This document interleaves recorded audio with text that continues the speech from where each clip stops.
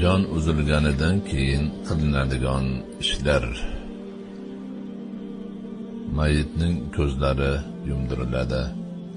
Agar bu ish qilinmasa, mayit ko'zi ochiq holda qotib qoladi va qo'rqinchli holat paydo bo'ladi.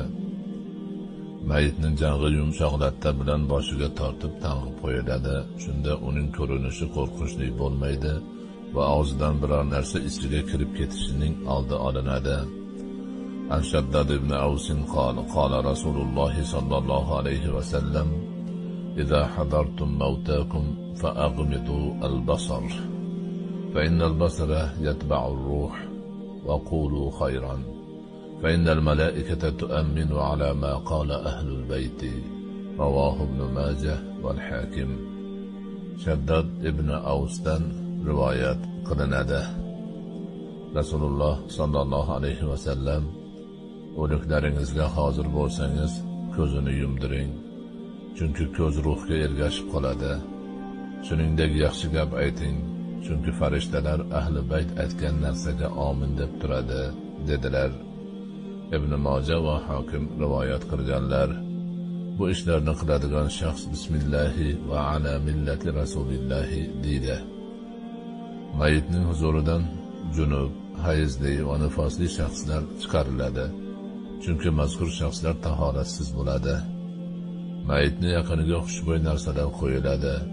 Uning taxtasi va kafaniga toq sanoqda xushbo'y narsa tutatiladi. An Jabir radhiyallohu anhu qala: "Qala an-nabiy sallallohu alayhi va sallam: "Idza ajmartumul mayyita fa'awtiru, va fi riwayatin fa'ajmiruhu thalathan." Rawahu Abu Dawud va Ibn Hibban wal Hakim. Jabir radhiyallohu anhu dan rivoyat qilinadi. Nabiy sallallohu alayhi va sallam: "Agar mayyitga xushbo'y tutadigan bo'lsangiz, toq qiling", dedilar.